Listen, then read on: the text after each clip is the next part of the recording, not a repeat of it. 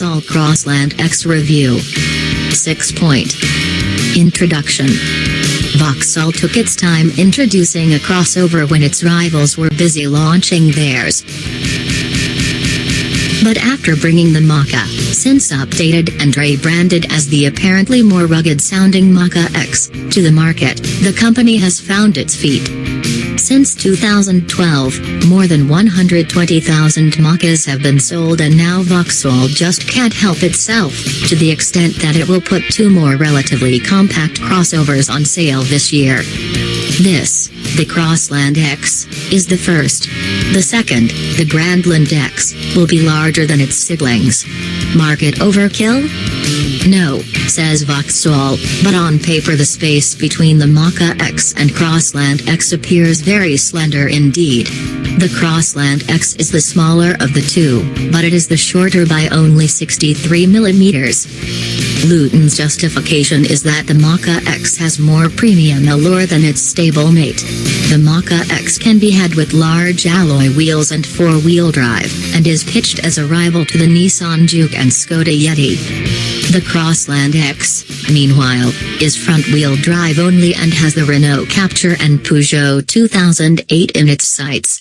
This new Vauxhall shares its underpinnings with the latter as part of a technology-sharing agreement that preceded Peugeot's parent company, PSA Group, buying a controlling stake in Opel Vauxhall from General Motors. The Crossland X is a competitively priced proposition. The range starts at £16,555 for a low-powered 1.2-litre petrol version and rises to £21,380 for the most expensive 1.6-litre diesel model. Our test car was equipped with the highest-powered 1.2-litre turbocharged petrol engine, which makes 128 bhp and drives through a 6-speed manual gearbox. In its high-elite specification, the list price is £19,395, although the options fitted to it raise that to £22,375. So is there sufficient room for Vauxhall to grow further in the crossover market? Let's find out. Design and styling. The Crossland X's platform has come from PSA, and although that means there are elements to the car's proportions that aren't traditionally Vauxhall-like, the car has enough of Vauxhall's core design elements to prevent you from mistaking it as a car from somebody else. Cues from other Vauxhalls have been integrated to make sure that's the case. The Atom-S treatment of the roof around the rear three-quarters gives buyers the opportunity to have the roof a different color from the body.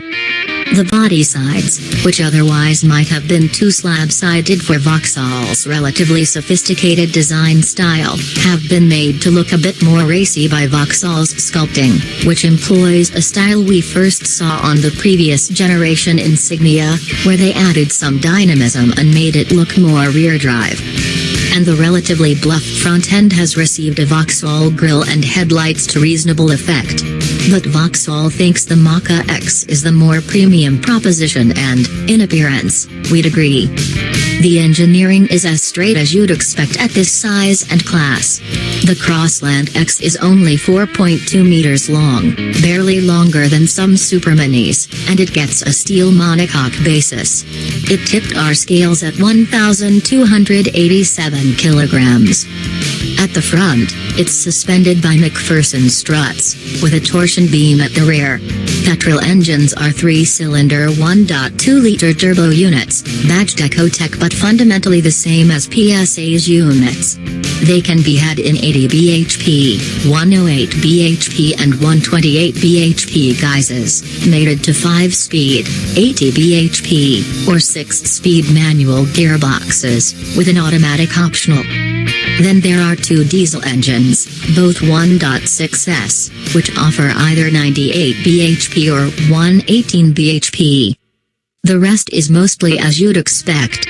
There's stop, start and electric power steering, but, to Vauxhall's credit, more active safety and security features, albeit some of them options, than you'll find on many of the Crossland X's rivals. Interior. The Crossland X neatly avoids the pitfall that so many small crossovers stumble into, in as much as it's roomy enough inside to be an alternative to a normal 5-door hatch. If you want to give rear passengers as much leg room as they'll find in, say, an Astra, you'll have to take advantage of the opportunity to sit more upright than you would in the bigger sibling, but you needn't otherwise. The driver's seat is comfortable if a bit flat, but it offers lots of vertical base height adjustment, so you can sit with your scalp either close to the headlining with a good view all round, or much lower and feel more like you're in a conventional 5-door hatchback. There's good headroom even for taller adults in the back seats, although 3 adults would be a squeeze back there. Legroom is only about adequate. It may be better with the Crossland X's sliding rear bench, but that comes only as part of a 300 pounds option pack, and our test car didn't have it. On boot space, the Vauxhall does a very competitive but not outstanding job, according to our tape measure, putting itself ahead of the Mazda CX-3 but being beaten narrowly by the Suzuki Vitara. Again, if the marketing spin is that you're getting hatchback space in a cleverer package, it's a small fib. An Astra has narrowly more loading length and width, although, predictably, there's more loading height available in the Crossland X. You do get the variable height bootboard, though, allowing split-level storage, should you want it. Casting an eye around the cabin's fixtures and fittings reveals switchgear you'll recognize from both PSA's parts shelves, window switches, pedals, interior door handles, and Opel Vauxhall's headlight controls, column stocks, heater controls.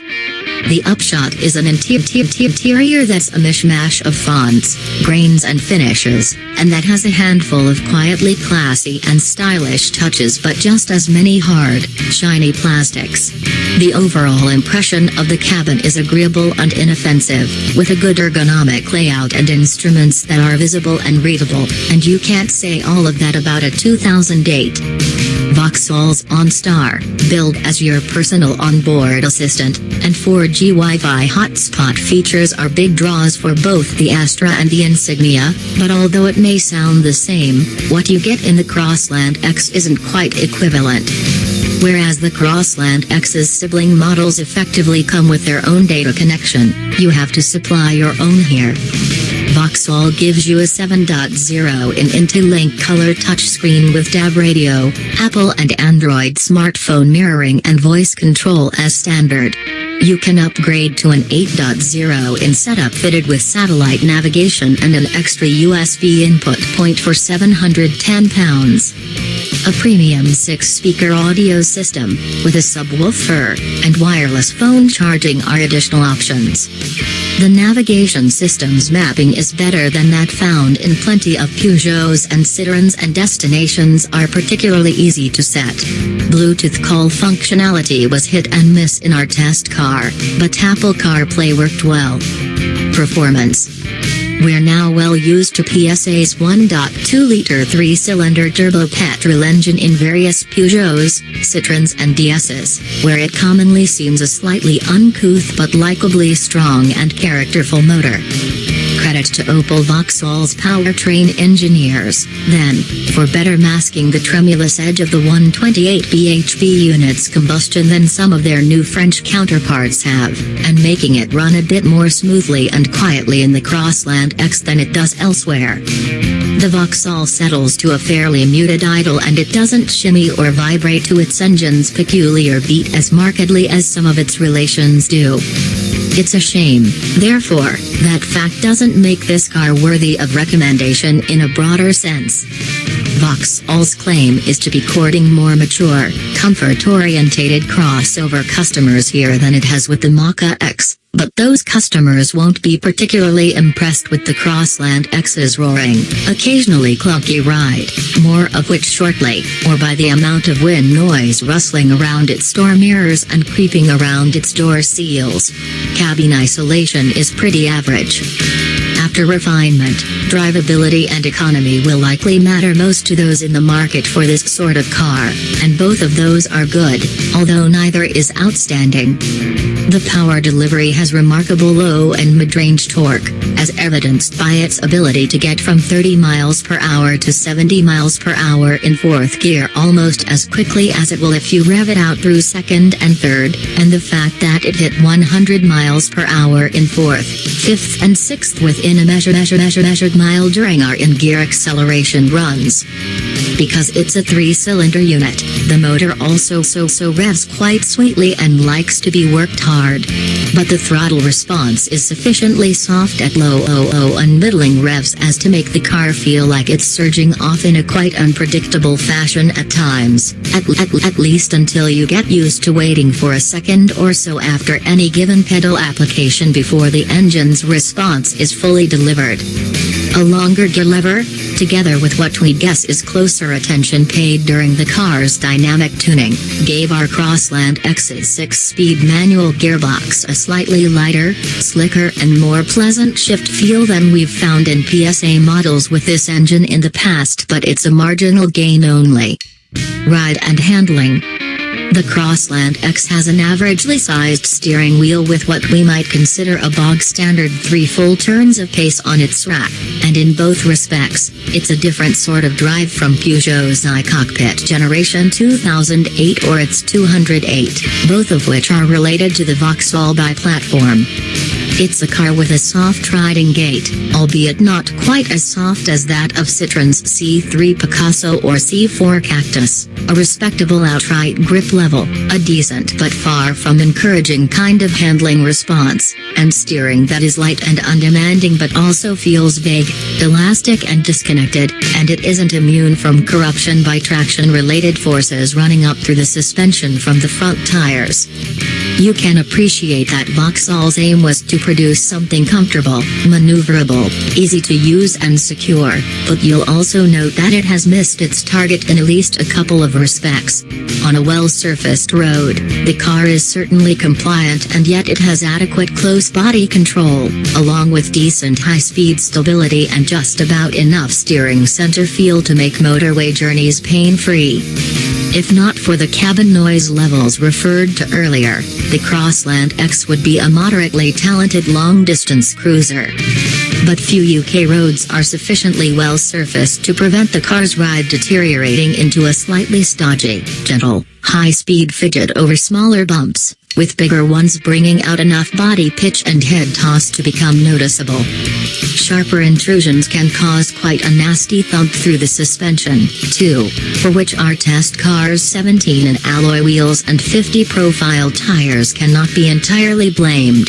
Instead, it would seem to hint at an underlying shortage of sophistication and tuning potential in the Crossland X's suspension, with which neither the Astra nor the Insignia suffered. The elastic lightness and vagueness of the car's steering isn't enough to make it tricky to place on the road or to guide through a corner, but it does discourage you from seeking much engagement from driving experience, and it can make your progress away from T-junctions a little ragged. The Crossland X can cope with being hustled through a series of bends, but it's not a car that surprises you with an unexpected sporting edge or even a modicum of driver reward. Such dynamic virtues are uncommon among small crossover hatchbacks, but not completely unknown. The car rolls fairly hard through a tight corner, although its rate of roll is controlled and its lean angle isn't allowed to undermine its balance of grip or its handling stability too much. Vauxhall's electronic traction and stability controls can be switched out at low speeds but automatically reactivate above about 20 miles per hour. That's to be approved of because they're broadly effective yet unobtrusive.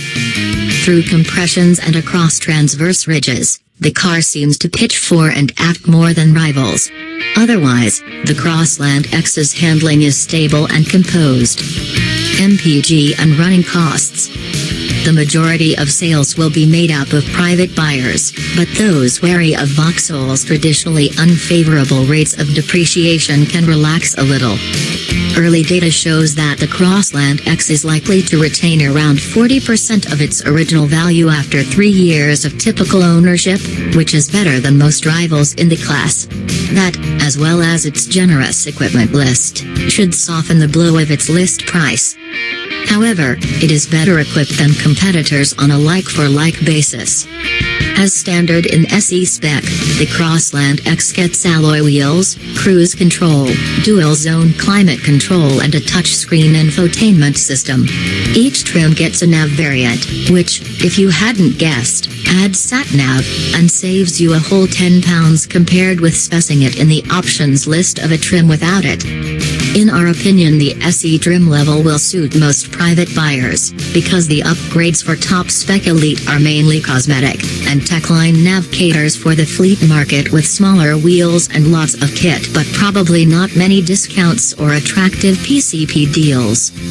Other trims offer a better chance of getting money off, but if you're hoping to benefit from Vauxhall's usual hefty discounting, you may have to hold tight.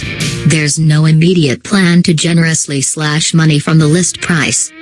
It shouldn't cost too much to run, with all engines proving to be as efficient as those of rivals.